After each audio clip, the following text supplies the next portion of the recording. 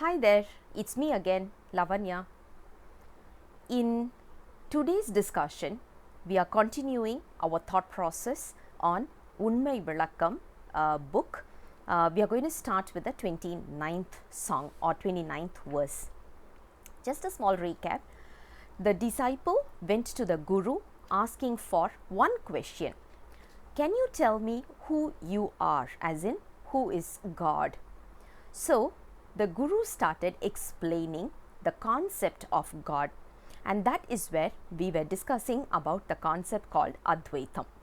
And in Advaitam, we are talking about three things. One is God and soul is different, God and soul is inseparable, and God and soul is together. Now, it might sound a bit confusing, but once we see this with an example, it will be more easier.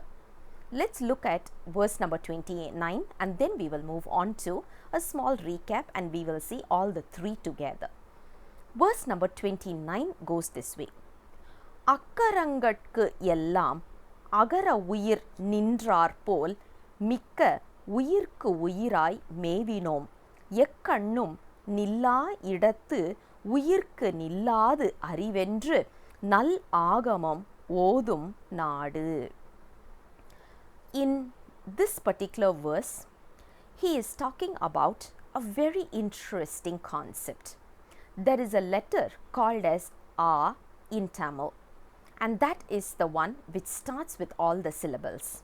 So, when you talk about the syllables, it starts with A, not A, it's A. And how is this word pronounced? Without any effort. We don't need to put in any effort in order to utter this particular word. The moment we open our mouth, the default sound is A. Similar to what we are seeing in God. God is almost similar to that, because we need to always understand something we know in order to understand something we don't know. So, only based on something we know, we can comprehend something we don't know. That is why if you talk about God, it might not be so easy for us to comprehend the concept. That is why the Guru is giving an example which we are all able to see, perceive and comprehend, so that we can understand the something that is something beyond our thought process or our imagination. Similar to A, which is the first letter in Tamil, similar to that, God is going to be there. He is there in almost everything. Whether it is a living thing or a non-living thing, He needs to be there. If He is not going to be in that, that particular object is of no use, and there is no possibility that He is not going to be part of it. And that is what today we are going to talk about as togetherness. We have already seen God and soul is different, God and soul is inseparable. Today we are going to talk about God and soul being together. So, how does this come in together? Similar to the word A in Tamil, God is there in almost every single being. Whether it is a living being or a non-living being, He is going to be there. And that is the reason, if you look at Thirukkural, one of the most important texts, if you look at the verses in Thirukkural, beautifully said is Agara Mudala Eluthellam. The entire text starts with this example, saying that similar to it's called as the prayer song, and the prayer verse starts with Agara Mudala, which is God is almost similar to the Agara, A from the Tamil letter. Now, this is how we are looking at how God and soul is together. Now, let's understand these three songs together, as in verse number 27, 28, 29, in order to have a better understanding, because I know this particular concept is a little bit confusing one, and it is not so easy to comprehend the concept. I know that. I'm trying my best to bring it out in English, but I'm not sure if I'm successful in this. Anyways, I'm leaving it to the Almighty, and I'm trying my best to explain it with a simple analogy. Let's look at a simple analogy over here. If you look at the concept of mixture, it is together, right? It is single, it is inseparable.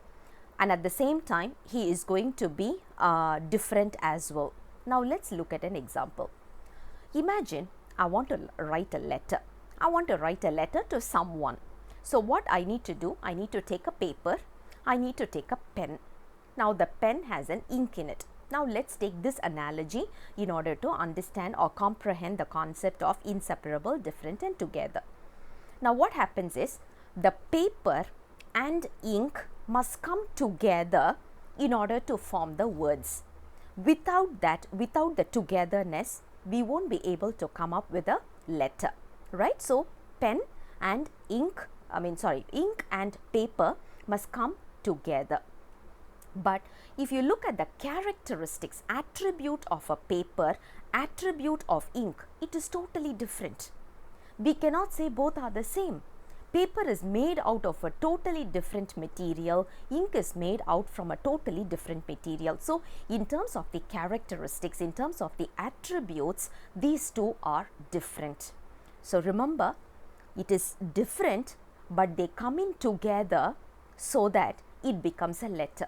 Once we write on the paper, can you separate it? We cannot. If you don't have a paper and I am simply scribbling on air, obviously it is of no use. Only when it is written in paper together, it comes in together, and at the same time it becomes inseparable. Only based on this inseparable concept we get the end product, which is a letter. So now you comprehend this idea, it will be more easier. This can be taken even for a simple ice cream. Can we separate the coldness and ice cream separately? We won't be able to do it. When you say ice cream, it's supposed to be chill, it's supposed to be cold. Can we separate it? We won't be able to separate it. So it is inseparable. But at the same time, if you look at the way how the ice cream is manufactured, and if you look at the way how it is chilled, characteristics, it is totally different. Characteristic of ice cold is different. Characteristic of an ice cream is different.